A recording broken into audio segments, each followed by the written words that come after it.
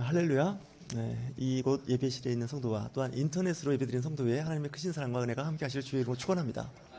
오늘 시편 20편은 이제 왕이 전쟁에 나갈 때 그 전장에서 이제 그 싸움을 앞두고 출정을 할 때 그 하는 시입니다. 어떻게 보면 권면이라 할까요? 전쟁을 하게 되면 다들 긴장하는 거 아니겠습니까? 전쟁은 항상 승패가 그리고 목숨이 달려있는 큰 일이기 때문에 이 전쟁에 나가는 사람들의 마음이 상당히 긴장도가 높습니다. 이때 다윗이 한 시편 20편은 우리가 나가서 싸울 때 하나님께서 우리 편이 돼서 우리를 도와주시고 우리에게 승리를 안겨줄 텐데, 우리가 전쟁에 임할 때 전차나 요즘 말하는 첨단 어떠한 장비라 할지라도 승리는 이런 것에 있는 것이 아니라 하나님께서 함께 하십니다라고 신앙 고백을 하는 겁니다. 그러니까 우리 이제 옛말에도 진인사 대천명이란 말이 있습니다. 육자성어인데 사람으로서 할 일을 다 한 다음에 하늘의 뜻을 기다린다, 이런 뜻을 갖고 있습니다. 다른 말로 하면 또 다른 표현도 있는데 이런 표현이 있습니다. 모사제인 성사제천, 사람이 일을 계획하고 꾸미지만 이 일을 성사시키는 것은 하늘의 뜻이다. 살아보니 분명히 잘 되기도 했고 되는 거였는데 나중에 보니까 일이 어그러지는 경우가 있다는 거죠. 또 어떤 때는 기대도 안 했고 안 되는 거였는데 또 되는 일이, 살다 보니까 이런 일들이 자주 있다 보니까 결국 이제 모든 일은 하늘에 달려 있다, 이런 얘기도 하죠. 제 동생이 강원도 화천군에 살고 있는데 농사를 짓는데 우박이 왔답니다. 그래서 우박을 손으로 이렇게 해갖고 이제 그 우박 덩어리를 이제 손에 찍어서 저희 가족 단톡방에 올린 걸 보고서, 그리고 또 아울러 고추대가 이 우박에 맞아가지고 막 부러진 것까지 같이 찍어서 보내줬는데, 한마디로 얘기하면 농사는 농사꾼이 짓는 것 같지만 하늘이 도와줘야 됩니다. 하늘에서 우박 내리고 비 안 오고 태풍 불고 이거 농사 안 됩니다. 우리가 아무리 거름을 주고 적절하게 비료와 퇴비를 통해서 벌레도 잡아주고 뭐 그래도 이게 안 되는 건 방법이 없습니다. 어른들도 하는 말 있지 않습니까? 곡물들은, 농산물들은 농부의 발자국 소리를 들으며 자란다, 관심을 가져야 되는 거죠. 하지만 또 한편 하늘이 농사를 짓는다는 거예요. 그만큼 하늘에 어떤 운명을 거는 듯한 그런 표현들이 많이 있습니다. 심지어는 교회를 다니는 사람이다 안 다니는 사람조차도 이거는 하늘에 달려있다, 이렇게 얘기하는 거죠. 의사 선생님도 그런 얘기 하시죠. 환자 진료하고 수술 끝났을 때 환자의 경과가 어떻습니까? 일단 수술은 잘 됐는데 그 이후의 경과는 두고 봐야 됩니다. 이 얘기는 뭐냐면 하늘에 맡긴다는 겁니다.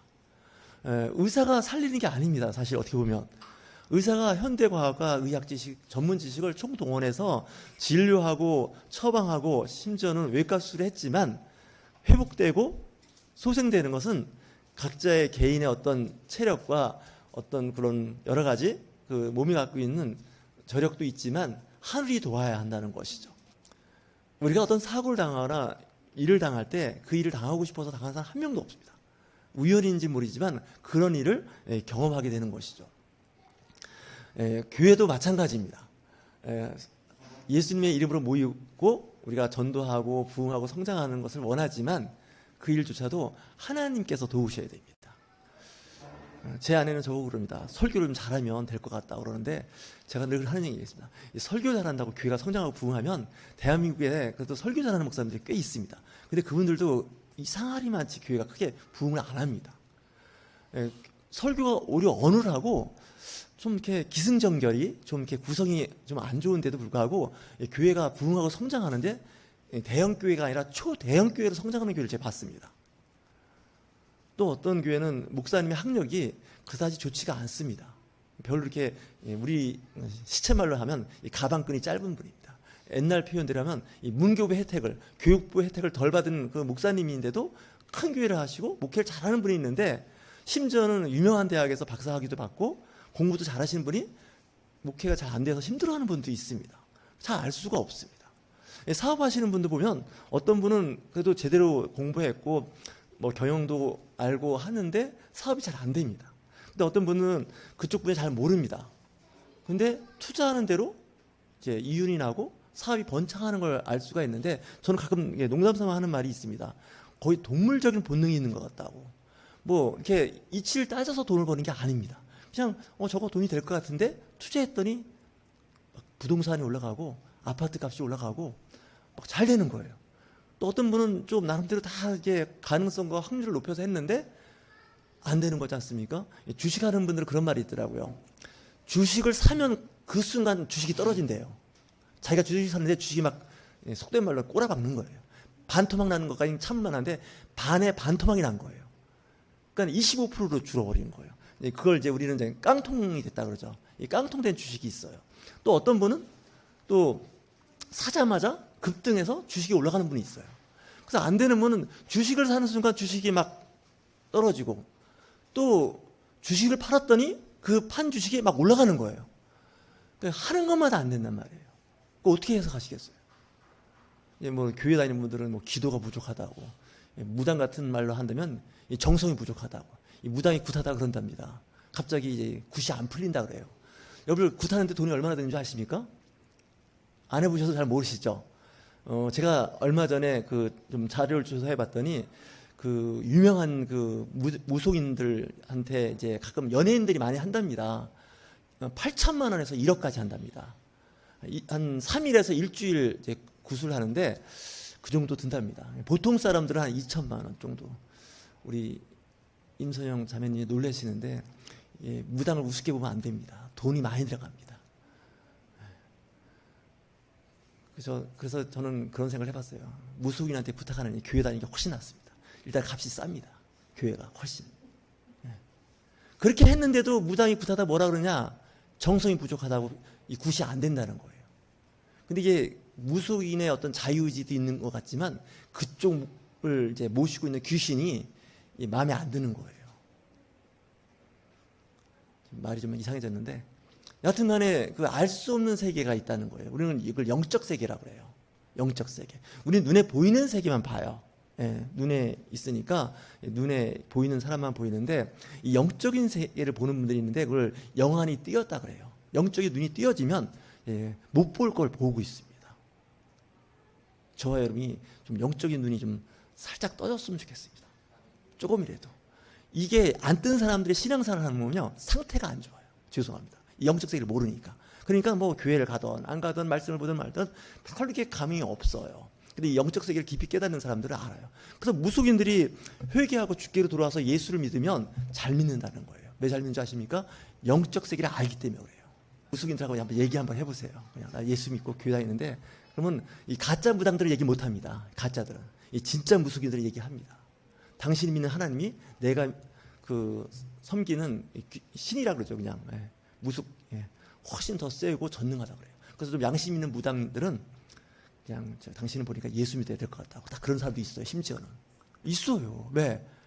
비록 자기는 이쪽 업계에서 일을 하지만 이 영계가 열리니까 아는 거예요. 그러니까 여러분들은 여기 앉아서 예배드린다는 그 자체가 은혜입니다. 사실 진짜 큰 은혜입니다.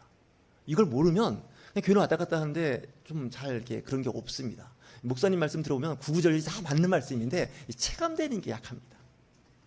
목회자 되시는 분들도 이 영적 세계 상태가 흐리멍텅해지면요 이 상태가 안 좋습니다. 제가 봐도 목회자님들 가끔 만나서 이렇게 교제해 보면 세상적으로 많이 배웠고 뭐 잘 아시는 것 같은데 이 영계를 잘 모르면 좀 그렇습니다. 그래서 요즘에 이 성도 여러분들이 이 영적 세계에 눈이 띄어져 있기 때문에 좀 잘 분별을 합니다.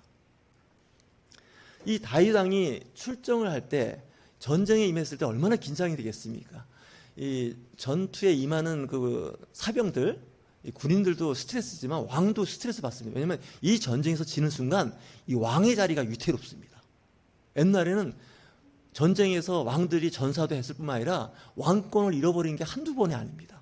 그러니까 이거는 온 나라를 걸고서 진짜 전쟁에 임하는 건데, 그때 하나님을 의지한다. 하나님을 바라보며 하나님의 도움을 바라본다는 것이 오늘 시편 20편에 해당되는 말씀입니다.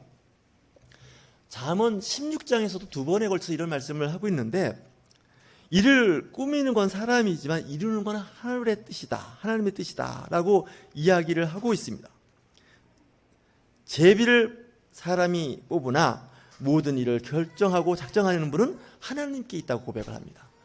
우리는 제비 뽑는다 그러는데 우리말로 하면 주사위를 던지는 거죠. 이 주사위를 던지면 1에서 6번까지 나오는 겁니다. 근데 주사위를 던졌는데 내가 원하는 6번이 나오면 좋은데 보통 1번, 2번 나오는 경우도 있지 않습니까? 로마에서 나왔던 이야기 아닙니까? 주사위는 던져졌다. 그 얘기는 내가 할 거 다 했다는 거예요. 결정은 주사위가 떨어져서 주사위가 갑자기 서 있는 경우는 없잖아요. 그죠? 1이 나오든 6이 나오든 나온다는 거죠. 주사위가 던졌다는 거죠. 성경도 그 얘기를 합니다. 제비는 사람이 뽑지만 그 결정은 하나님이 하신다는 거죠. 사도행전 1장 23절에도 예수님의 제자 12명이 있었는데 한 명이 아웃됐습니다. 잘 아시는 것처럼 가룟 유다입니다. 가룟 유다는 이제 나중에 회개하고 돌아와서 다시 껴주려고 했더니 자살하는 바람에 이거 어떻게 될 수가 없는 거죠. 12명이 되는데 한 명이 결혼이 됐는데 우리 같으면 없으면 없는 대로 삽니다. 근데 그 사람들은 꼭 숫자에 연연했는지 꼭 12명을 해야 한다 해서 한 사람을 이제 채웠는데 사도행전 1장 23절에 보면 사람들이 이제 그 당시 사도들이죠. 예수님의 제자 11명과 함께 사람들이 모여서 기도를 합니다. 하나님, 한 명이 결혼이 생겼는데 이 결혼을 어떻게 하면 좋을까요? 해서 기도하면서 두 사람을 세웁니다. 두 사람을 세워서 한 사람을 12사도의 한 사람의 멤버십을 갖게 하자 했는데 이제 두 사람을 세우니 하나는 바사바라고도 하고 별명은 유수도라 하는 요셉. 이 요셉이라는 사람의 이름이 세 개입니다. 별명까지. 바사바, 유수도, 요셉. 그러니까 이 사람은 상당히 역량이 있는 사람입니다. 보통 이름이 여러 개 있는 사람들은요, 사회활동이 역량이 넓은 사람들이죠. 혹시 여러분들 중에 핸드폰 2개, 3개 갖고 있는 분 있습니까? 일을 많이 하는 분들은 핸드폰 2개에서 3개까지 갖고 있는 거 봤습니다. 제가 업무용 핸드폰이 따로 있고 개인적으로 쓰는 게 따로 있습니다. 이름도 마찬가지입니다. 성경에 이름이 가장 많은 분이 있습니다. 누구일까요? 퀴즈입니다. 힌트를 드리면 하나님입니다. 아닙니다. 하나님의 이름이 맞습니다. 잘 모르시는 것 같은데 엘로힘, 야훼 사파, 아도나이, 로드 이름 맞습니다. 우리는 가지고 있는 성경에는 여호와라고 되어 있는데 카톨릭에서는 야훼라고 그러죠. 그리고 또 여의도 순복음교단에 속해 있는 우리 교회는 또 성경을 따로 갖고 있는데 딱 2군데 고쳤습니다. 대한성서공회에서 인정해 줬습니다. 순복음 교인이 워낙 많다 보니까 이 순복음교회에서 쓰는 그 성경책은 야훼라고 되어 있습니다. 저희 교회도 순복음교회인데 저는 여의도 순복음교회 말을 안 듣고 독자적으로 그냥 대한민국 교회가 쓰는 교회를 성경을 쓰기 때문에 일반교회에서 여기 여호와라고 되어 있습니다. 근데 순복음교인들이나 목사님들 보면 꼭 야훼라고 얘기해야 됩니다. 저도 그 순간 야훼라고 바꿉니다. 그 동네는 야훼라고 부르니까. 어디는 여호와. 또 어떤 분은 그 야훼와 그 여호와의 중간에 야외라 그럽니다. 히읗이 탈락되어 있습니다. 그러니까 발음도 다르고 이름이 굉장히 많습니다. 하나님이. 워낙 유명하신 분 아닙니까? 하나님은. 또 한 사람이 있는데 마띠아입니다. 이 마띠아는 보니까 이름이 하나입니다. 그래서 이 두 사람을 세워서 가룟 유다 대신에 한 사람을 제자로 뽑았는데 누가 됐을까요? 마띠아입니다. 마띠아가 제비를 뽑았는데 된 겁니다. 그 제비는 누가 뽑았어요? 그 사도들이 아마 인기 투표했는지도 모릅니다. 우리 교회 같으면 뽑았습니다. 뽑았는데 이제 마띠아가 된 거죠. 그래서 12사도가 이제 채워졌는데 제비 뽑아서 된 겁니다. 제가 전에 직장 다닐 때도 보면 제가 다니는 직장의 기관장 되시는 분이 대통령의 임명권자였습니다. 그래서 그 임기가 있었는데 그 임기 때 이제 마치면 새로운 이제 기관장을 뽑으면 두 사람을 올립니다. 소위 말하는 청와대에다. 지금은 청와대가 아니라 국방부로 옮겨가서 이제 그렇게 됐지만 대통령에게 결재를 올리면 거기서 낙점을 합니다. 여러분들 낙점이라는 말 들어보셨나요? 조선시대 때부터 그 왕들은 그 낙점을 했습니다. 그래서 항상 올릴 때는 복수로 올립니다. 복수. 두 사람. 또 어떤 조직에서는 승진할 때 5배수로 올리는 직장이 있습니다. 저도 직장 다닐 때 그 승진할 때 저도 5배수로 뽑혀서 5배수 중에 한 명을 이제 인사권자가 선택을 합니다. 그거는 이제 그 제비 뽑는 게 아니라 그거는 이제 5명 중에 1명을 그러니까 인사권자한테 결정을 할 수 있도록 이렇게 올리는 겁니다. 그 최소한의 예의입니다. 그래서 옛날에는 그 부인들이 이렇게 남편한테 이렇게 올릴 때 이렇게 거한쟁이 하듯이 올렸습니다. 지금은 그렇게 했다가 이혼당합니다. 예, 요즘은 이제 쫓겨납니다. 밥도 묻어먹고. 근데 그런 시대가 있었습니다. 과거에. 성경에 그런 이야기가 많이 나옵니다. 사실은. 그래서 성경대로 살자고 해서 그런 얘기했다가는 그 목사 이상한 목사로 취급받습니다. 성경에는 있지만 그렇게 안 삽니다. 보통죠.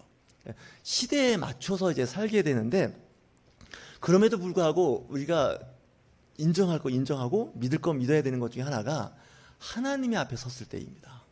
하나님 앞에 섰을 때 우리가 어떻게 그 하나님을 인정하고 하나님 말씀에 순종할 것인가에 대한 것을 이야기하고 있다는 겁니다. 특히 전쟁같이 또 내지는 중요한 수술을 앞두고 있을 때 그리고 뭐 입시나 취업을 앞두고 있을 때 더 이런 일들이 많이 이제 그래서 기도해 달라고 부탁도 드리고 그때 이거 하나님의 뜻이니까 이제 결과만 기다려야 된다 이렇게 생각을 하죠. 자칫 잘못하면 운명론자처럼 돼가지고 그냥 무기력하게 있는 경우도 있는데 성경은 그렇지 않습니다. 열심히 노력을 하라는 거죠. 준비하라는 거죠. 그리고 거기에 전문적인 실력과 지식을 쌓아서 그러고 나서 이제 하늘의 뜻을 기다려야 되는 거죠. 제 아내가 그 과거에 저한테 이제 했던 기억이 나는데 제가 2004년도에 이제 암 수술을 받았습니다. 그래서 이제 진행성 위암이어가지고 그때 이제 3기로 이렇게 그 내시경에서 조직 결과가 나와갖고 수술장에 들어갔는데 보통 이제 그 보호자들이 수술장 밖에서 기다리고 있지 않습니까? 초조하게. 그러면서 이제 수술 중 불이 들어가다가 이제 중환자실 그러다가 뭐 이렇게 과정이 있는데 제 아내가 그러더라고요. 자기는 일단은 중환자실 뭐 수술장 앞에 있지 않고 그냥 들어가서 기도했다는 거예요. 약간 야속하더라고요. 저는 수술장 앞에 있기를 바랬는데 그래서 왜 그랬더니 하나님의 뜻이라는 거예요. 하나님이 알아서 하는 거지 내가 밖에서 그런다고 되는 일이 아니고 자기는 올라가서 기도하겠다고. 딱 그냥 제 아내가 은근히 아주 크리어한 사람이에요. 보면은. 그래서 좀 저는 이런 크리어한 여자가 살고 싶지 않은데 하여튼 그래요. 지금 없으니까 하는 얘기예요. 그 사람이 좀 뭔가 정이 있고 끈끈해야 되지 않습니까? 그게 없고 그냥 탁 이렇게 단칼에 자르듯이 이렇게 하면 좀 그렇습니다. 가족이란 게 뭡니까? 친인척이란 게 좀 끈끈한 게 있어야죠. 우리 옆에 계신 분들에게 좀 얘기할까요? 좀 끈끈하게 좀 삽시다. 어떤 분들은 끈끈한 거 되게 싫어하는 분들도 있어요. 아주 개운한 거 좋아해요. 아주 드라이한 거, 아주 깔끔한 거 좋아하는데 뭐 다 개인마다 다 성향이 다 다르더라고요. 그래서 너무 끈끈하면 너무 좀 불편해요. 기억 얘기 나왔으니까 저는 이렇게 손을 씻으면 이게 항상 이렇게 수건으로 깨끗하게 뽀송뽀송하게 씻어야 좀 맞는데 제 아내와 제 아들은요 물 묻은 손으로 왔다 갔다 막 합니다. 그래서 이거 좀 손 좀 닦고 오면 안 돼 했더니 불편하지 않아요. 저는 손에 물이 묻거나 끈끈하면 그냥 비누로 싹 씻어야 이게 몸이 개운하지 이 손이 끈적거리거나 그러면 좀 불편해요. 그냥. 근데 이것도 보니까 사람마다 다 다르더라고요. 어떤 분은 이렇게 물기 좀 묻고 그래도 그냥 뭐 별로 어렵지 않은데 저는 이렇게 손에나 어디에 물이 묻거나 뭐 손이 좀 살짝 좀 끈끈한 것만 있어도 막 씻어야지 그게 이제 안 되는 거죠. 그러니까 또 어떤 분들은 끈끈한 걸 좋아하는 분이 계신가 하면 또 어떤 분은 끈끈하게 그러지 마. 좀 거리 좀 두자고 뭐 이런 분도 있어요. 근데 뭐 교회는 이런저런 분들이 다 있는데 하나님께서 하신 거죠. 저는 이런 생각 때 봤어요. 전쟁은 하나님께 속했다 그러는데 이상하게 전쟁이 질 때가 있습니다. 성경에는 진전쟁도 의외로 있습니다. 이 기독교인들이 과거를 이렇게 들여다보면 나쁜 짓을 참 많이 했습니다. 제가 어느 한 분을 어저께 전도하느냐고 3시간을 카페에서 밤늦게까지 얘기를 했습니다. 한 명의 영혼을 구원한다고 진짜 커피숍에 가서 아메리카노 시켜놓고 그 컵에 2컵을 더 물을 먹었습니다. 열심히 이제 했는데 그분이 그 얘기 하는 거예요. 그분이 아마 지금 보고 있는지도 몰라요. 제가 그 유튜브로 쏴줬기 때문에. 그래서 그분은 이제 교회에 대해서 늘 냉담하고 교회에 대해서 좀 이렇게 안 좋은 면을 얘기하길래 솔직한 얘기로 얘기하면 이 과거에 뭐 지금도 마찬가지인데 교회가 나쁜 짓을 참 많이 했습니다. 하나님의 이름으로 너무나 나쁜 짓을 많이 했습니다. 전쟁할 때도 꼭 앞에다 거룩할 성자를 써서 성전이라고 그러죠. 이 성전이라는 전쟁치고 정말 치사하고 더럽습니다. 말로는 성전이래요. 거룩한 전쟁이래. 심지어는 성전 건축해놓고 부도 나가고 교회가 경매 나가는 것도 봤어요. 성전이래요. 거룩한. 제가 보기에는 그 부실하기 짝이 없는 그 건물을 짓고 있으면서 그걸 성전이라는 거예요. 이 교회가 이 용어를 잘 쓰셔야 됩니다. 이 교회는 하나의 건물이고 사람이 성전인데 자꾸 구약 개념으로 자꾸 회귀하는 거예요. 잘 되면 좋은데 잘 안 되는 거잖아요. 그래서 교회에 대해서 이렇게 좀 안 좋게 보는 분들이 있어요. 물론 교회도 긍정적으로 좋게 보면 굉장히 좋은 면이 많이 있는데 그건 별로 안 보이고 안 좋은 면이 좀 보이는 거죠.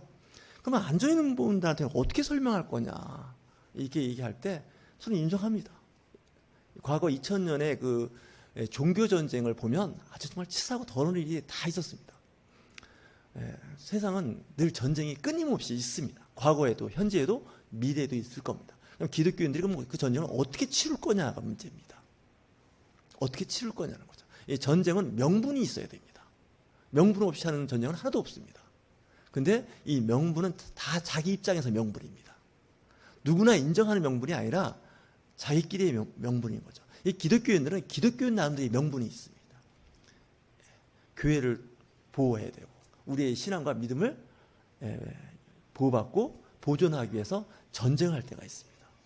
지금도 그렇지 않습니까? 이 전쟁에는 무기를 쓰는 그런 전쟁도 있는가 하면 이제 경제 전쟁이라고 그러죠. 경제적인 이웃나라와 무역 간의 갈등도 일으키는 것도 있고요. 종류가 많습니다. 또 이념 전쟁이라고 있죠. 이데올로기. 성향이 뭐 진보적이냐, 보수적이냐, 좌파냐, 우파냐 뭐 이래가면서 또 이념적인 것 같고 심지어는 기독교 안에서도 이념 전쟁을 하고 있는 분들이 있습니다. 물론 해야 할 때는 해야 되는데 상당 부분은 전쟁을 안 해도 큰 문제가 안 되는 거죠. 우리는 안 될 때, 궁극적으로 안 될 때 전쟁을 불사해 가면서 전쟁을 통해서 뭔가 해보려고 하는 일들이 있습니다. 혹시 이웃 간에 가끔 고소고발하는 사건도 있죠. 이것도 하나의 개인적으로 보면 전쟁입니다. 전쟁입니다.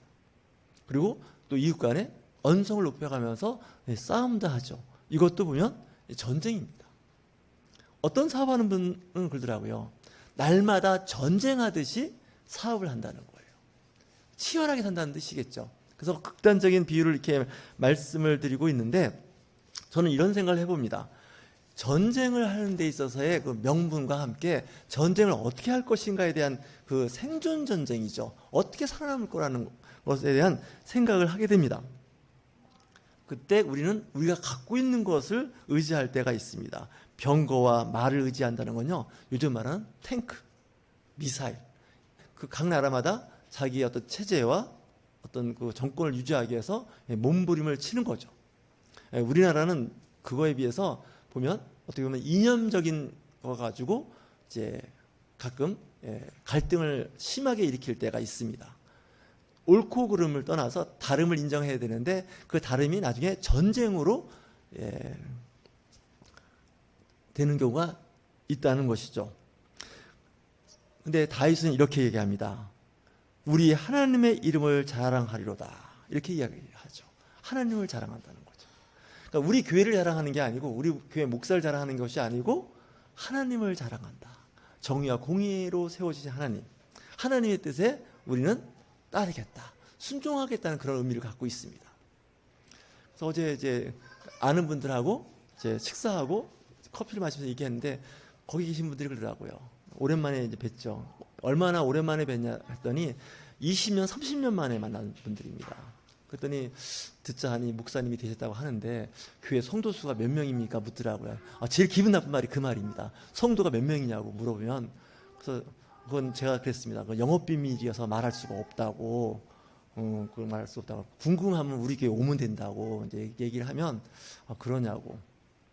그런 생각을 할 거예요. 이런 데 나와 있는 거 보니까 교회가 안 큰 교회가 토요일 날 큰 교회는 근데 뭐 상관없어요. 근데 요즘에는 그런 것에 대해서 부끄럽거나 자존심이 상하지는 않습니다. 저는 왜 그러냐면 제 역량이 그밖에 안 되나 보다 이렇게 생각하고 말해야지 자꾸 이렇게 지난주에 말씀드린 것처럼 뱁새가 황새에 따라가다가 가랑이가 찢어지는 수가 있습니다. 그러니까 때로는 그걸 인정하는 게 중요해요. 왜 살면서 힘든 게 왜 힘든가 했더니 자기의 생각과 뜻이 거기에 이르지 못하면 화가 나는 거예요. 여러분 자녀를 키워보시면 이 자녀가 내 생각, 내 뜻대로 잘 자란다는 분이 있으면 손들어 보십시오. 한 명도 없습니다. 어떤 분은 그런 얘기 하더라고요. 고수톱하고 자식은 내 마음대로 안 된다고. 그죠? 근데 골프 치시는 분은 그런 얘기 하더라고요. 골프하고 자식은 내 마음대로 안 된다는 거죠. 안 풀린다는 얘기잖아요. 그러니까 기대치가 높으니까 그 기대치가 높은 만큼 그 갭이 생기고 그 갭이 생기는 만큼 자기가 행복하지가 않은 거예요. 그게 문제예요. 수준을 낮게 정하면 사실 행복도가 올라갑니다. 그래서 전 세계적으로 행복도가 높은 나라를 봤더니 국민소득, 뭐 GDP, GNP가 큰 나라가 아닙니다.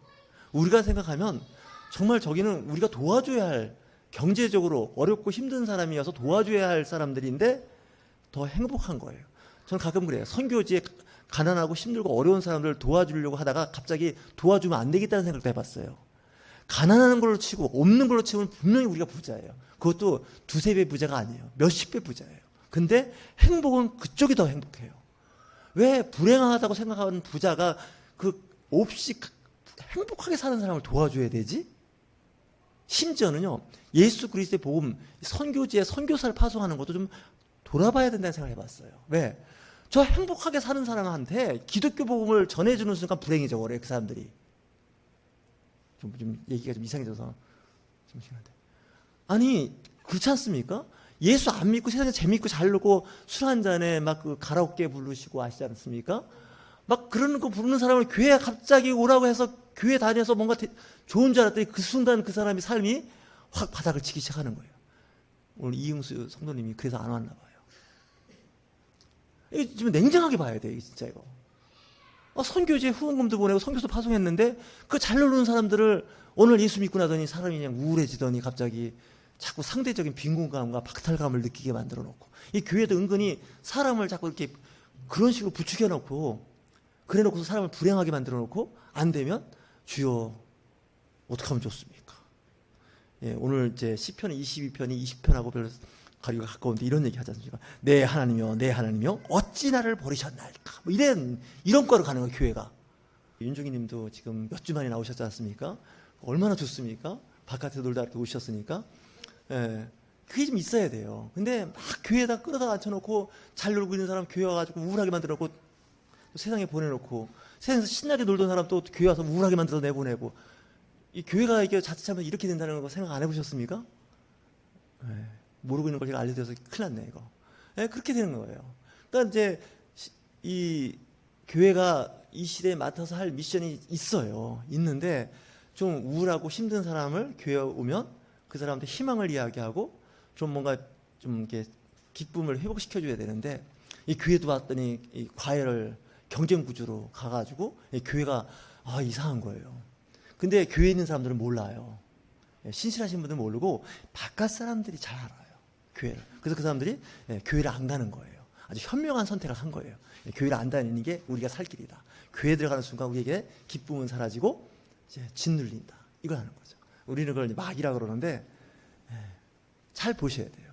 그러니까 우리 그리스도인들이 잘 사셔야 되는데, 좀 신앙생활을 잘하는 분이 어떤 분이 잘하나 봤더니 좀 성품이 낙천적인 분들이 신앙생활을 잘하세요. 낙천적인 분들이. 그러니까 좀 뭔가 치밀하고 좀 말씀대로 살려고 몸부림치는 사람들이 가끔 사고를 칠 때가 많아요. 심지어는 이분들의 상당수는 이단으로 가 있어요. 왜 그런지 아세요? 기성교회에서 안 채워지는 거야. 말씀대로 살아야 되고 말씀을 암송하고 말씀대로 막 그 깊이를 깨달아야 되는데, 저 윤철종 같은 목사는 전혀 기대할 수가 없어요, 그쪽으로. 아무리 다녀봐도. 저는 그런 얘기 안 할 거거든요. 근데 이단들은 그걸 잘 해주거든요. 그러니까 드디어 이제 진리를 깨달았다. 진리를 알았다. 이단에 간 사람들이 공통적으로 하는 말이 있어요. 드디어 내가 진리를 발견했다는 거예요. 어디서? 이단과 사이비에서. 이게 문제인 거예요, 보니까. 그래서 좀 이렇게 느슨하게 살면 우리는 이제 신앙생활이 안 좋은 것 같고 그러는데, 제가 전쟁 영화를 좋아해서 전쟁 영화를 보고 다큐멘터리를 많이 보면 이 군인들이 행진하는 걸 보면 아는데, 이 독일 군이나 일본 군들은요, 행진할 때 아주 정말 절도 있게 해요. 오와 열이 딱딱 맞아요.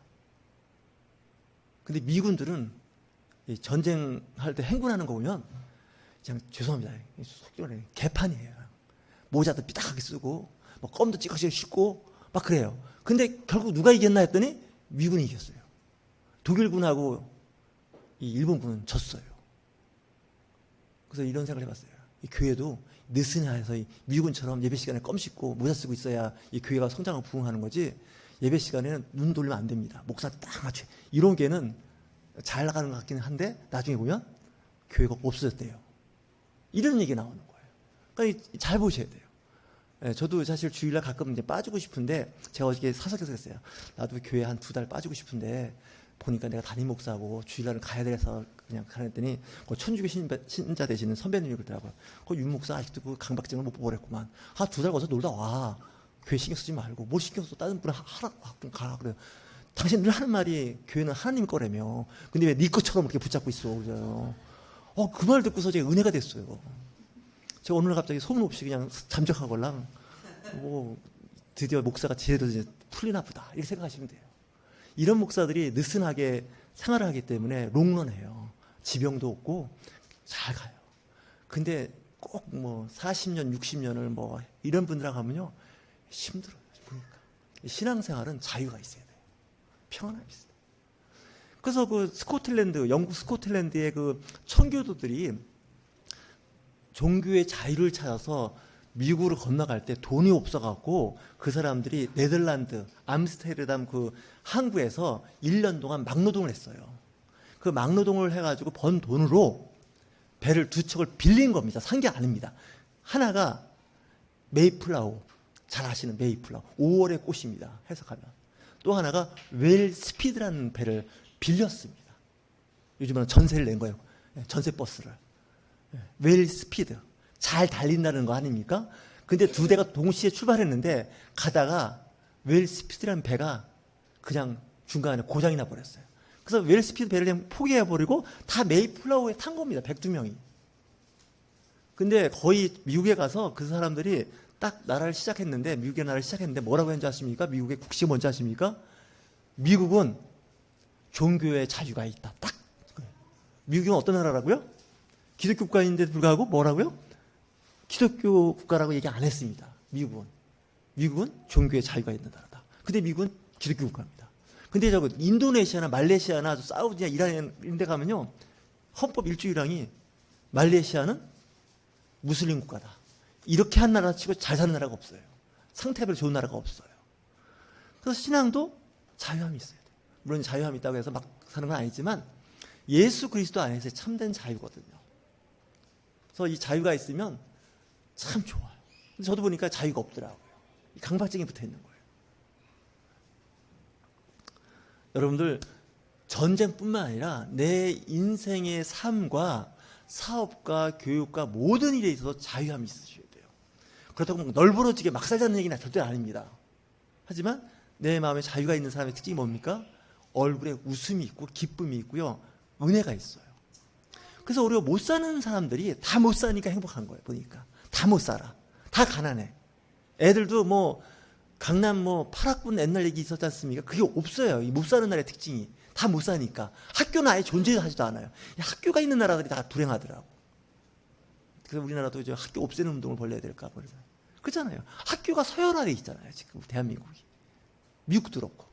잘 살아요. 근데 학생들이 불행하다는 거예요. 행복하지가 않아요. 근데 아프리카나 저 인도 같은 데 공부 안 하는 애들은요 그냥 무조건 행복한 거예요. 왜? 숙제할 일이 없어요. 왜? 학교가 없으니까. 숙제가 없어요. 준비물도 없어요. 눈 뜨면 나가서 노는 거예요. 예? 강가에서 바닷가에서 물고기 잡고 뛰어놀고 막 그러는 거예요. 그래서 이 제도권이 되면 될수록 이상하게 불행해지는 거예요. 사람이. 힘들어지고. 그러면 우리나라는 어떻게 살란 말이냐. 살긴 사는데 너무 스트레스 받지 마세요. 공부하는 것도. 제가 그래도 제도권에서 공부를 해봤는데 이제 졸업하고 어제도 한 30년 만에 40년 만에 만난 사람을 보니까 니캉네캉 경상도 말로 아무것도 아니에요. 저는 경력 단절자가 돼갖고 목사하고 있잖아요. 지금 과거의 경력이 아무 의미가 없어요. 지금요. 목사 되고 나서. 그렇다고 해서 나쁘다는 건 아니지만 좀 그렇잖아요. 인생은 몇 번 뒤집혀요. 보니까. 예. 몇 번 뒤집혀요. 인생이 2모작, 3모작, 4모작까지 하는 세상이 됐는데 그러니까 여러분들 미래는요, 제가 보면 무지하게 좋은 세상이 열릴 것 같아요. 무지하게 좋은 세상이 열려요. 근데 눈앞에 보이는 거 그거 갖고서 목숨 걸지 말란 말이에요. 눈앞에 보이는 그거예요. 교회도 마찬가지잖아요. 하나님은 우주보다 크시고 성경보다 더 크신 분이에요. 내가 신학생들한테 꼭 강의할 때다 하는 말이 있어요. 종종 하는 말. 제발 하나님을 성경책에 가두시지 말라고. 하나님을. 그분은 자유로운 분이거든요. 하나님은. 그렇지 않습니까? 이 자유로운 분을 그냥 교회에다 가둬놓지 않나, 기도굴에다 가둬놓지 않나. 제가 기도굴 일주일에 한 번씩 가지만 성경책에 가둬놓고 그리고 거기 있다는 거예요. 그리고 아니면 막 조져요. 그러지 말라는 거예요. 여러분이 나는 이미 이제 조진 인생 살고는 있지만 남들한테는 그러지 말란 말이에요. 애들한테. 그럼 애들이 잘 다녀요. 스트레스 안 받고. 교회 갔더니 이제 조금 지나보시죠. 9월달 되면 현수막 걸리죠. 우리 저기 이주하 고3 뭐 이런 학생을 위한 기도회. 이거 없애야 돼요. 제가 여의도에서 그거 굉장히 주장했던 사람이에요. 그 무슨 뭐 누구 고3 뭐 서울대반 뭐 연대반 거기 몇 개 인서울대학 외에는 다 밑에 이름만 있었어요. 우리 딸도 그 밑에 있었어요. 그때 여의도 다닐 때. 윤유진. 기분 되게 안 좋았어요. 바울 성전에 있는데 우리 딸도 보니까 저 위에 가 있어야 되는데 밑에 가 있는 거야. 9월 달부터 이제 그 학부모를 위한 기도회를 했는데 본인은 한 번도 안 나타나고 엄마들만 나타나서 기도하는데 야, 이래서 교회가 욕을 얻어먹는구나. 사실요, 대학 이제 입시 끝나잖아요. 저 위에 있는 애들 빼놓고는 교회 안 나옵니다. 교회가 나를 버렸다고 생각합니다. 왜 그런지 아십니까? 역시 목사님도 좋은 학교 간 학생들한테 기도도 해주고 뭐 사주고 우리는 사람 대접 안 받는다. 그걸 알게 되는 거예요. 교회는 끝나는 거예요. 그러면 그 순간. 내가 그랬어요. 저 명문대학 간 놈들은 밥도 사주지 말고 내버려두고 지 잘난 척하려고 교회 옵니다. 걔들은. 잘났으니까. 근데 이제 떨어져갖고 갈 데 없는 애들은 교회가 챙겨야 됩니다. 챙겨서 진짜 걔들을 돌봐야 됩니다. 아멘하신 분이 한 분밖에 안 계신 것 같은데 진짜 중요한 거예요. 교회가 보면 꼭 잘나는 놈들만 챙기는 거예요. 그러다가 잘나서 잘 갈 것 같았죠. 근데 문제는 성령의 역사를 안 하더라는 거예요. 성령의 역사가 안 하면 교회가 완전히 막는 거죠. 사람들끼리 모여는 거예요. 친목 모임이 되는 거예요. 교회는 좀 이렇게 마이너한 사람을 좀 체근하고 해야 되는데 그 엘리트 의식이 강한 거예요. 엘리트 의식이 강한 나라나 국가나 직장에 있는 데는요 불행해요. 제가 보니까 구조 자체가 불행해요. 불행한 구조를 갖고 있으니까. 근데 교회도 거기에 부응해서 난리 부르스를 치고 있는 거예요. 가을만 되면 고3 학생들의 기도에. 그래서 왜 그걸 하냐 했더니 엄마들이 그래야 한번 교회 한번 더 나온대요. 그냥 뜻은 자기도 안 돼. 그게 별로 이렇게 성경적이지도 않고 안 좋은 거 아는데 그래도 기도하라 그러면 안 나타나는데 고3생을 위한 기도를 하려면 그때는 고3생 엄마들이 온대요 교회를. 그것 때문에 한다는 거야. 사람 오게 하는 방법도 여러 가지인데 참 그건 아닌 것 같아요. 그렇지 않습니까? 차라리 그러지 말고 어느 대학 합격하게 해달라고 기도하지 말고 우리 애가 이제 고등학교 졸업하면 교회를 떠나지 않고 계속 신앙생활을 할 수 있도록 그런 기도회를 해야 되는데 이게 이상해진 거예요. 그러니까 교회는 결국 자기 발등 찢는 기도와 설교와 성경 공부를 다 한 거예요. 그래놓고서 왜 이렇게 됐냐 그러면 자기가 그렇게 일을 벌여놓고 무슨 이렇게 됐냐고 얘기를 하냔 말이에요. 그렇잖아요. 냉철하게 얘기하면 거기에 핵심 그 주범이 누군가 했더니 담임 목사가 저 같은 사람들이에요. 저 같은 사람들이 자꾸 부추기는 거예요. 목사 치고 공부 잘하는 목사를 내가 별로 못 봤는데 목사들이 또 자기 한풀이 하듯이 그렇게 하나 봐요. 그렇지 않습니까? 좀 옛날 얘기 하나 하고 마칠게요. 시간이 많이 갔는데 옛날 조용규 목사님이 젊었을 때 그분은 되게 카랑카랑했습니다. 70년 대입니다. 제가 기억하기는. 어떤 권사님이 찾아와서 면담을 하는데 그러더랍니다. 큰아들은 공부를 잘해서 법대를 갔다는 거예요. 둘째는 이과생이 공부를 잘해서 의대를 갔다는 거예요. 셋째는 보니까 공부를 안 하더라는 거예요. 공부도 못하고. 그래서 이 애는 하나님께 바쳐야겠다고. 조용기 목사님 그때 카랑카랑 하셨거든요. 당장 나가라고. 법대 의대 갈 사람을 신학을 시켜서 목사 시대가 안 하고 공부 못하고 죄송합니다. 찌질하니까 신학 시켜서 목사. 그래서 그런지 대한민국의 목사들 치고 다 찌질이에요. 대부분 다 보니까. 왜? 좋은 건 다 의대 법대 다 보내가지고 세상에서 잘 나가게 만들어 놓고 무능력하니까 넌 교회 가서 신자가 되라고 하면 이해하겠어요. 집사, 권사, 장로 되라고. 목사가 되라고 해갖고 목사들이 다 그러잖아요. 한국교회 이렇게 된 거예요. 네. 그 목사한테도 책임이 있지만요. 권사님들한테도 책임이 있는 거예요. 공부 잘하는 사람을 좀 잘 해가지고 해도 될까 말까 하는 거를, 예? 수준 이하를 만들어 놓고 상위 10%가 아니라 하위 10%를 다 목사를 만들어 놨으니 대한민국 교회가 이렇게 된 거 아니에요. 인정할 거 인정하자고요. 예. 말이 좀 점점 이상해지지만 하여튼 좀 우리가 좀 잘해야 돼요, 이 시대에. 정말 예수 잘 믿고 나서 나중에 하나님한테 혼날 일이 쌓여 있어요, 지금 보니까. 진짜예요. 그래서 요즘에 제가 그 목사님이나 교회 신실하신 분을 만나는 것보다 세상 사람 만나는 재미가 더 솔솔해요. 왜? 세상 사람들 다 보고 있더라고요. 그것도 정확하게 보고 있어요. 우리는 편견이 있어요, 기독교인들은. 편견이. 그러니까 좋은 편견이 아니라 나쁜 편견을 갖고 있더라고요. 여러분 한번 주변에 있는 사람들 알아서 보세요. 그거 없어지지 않은 한 여러분들에게 행복은 없습니다.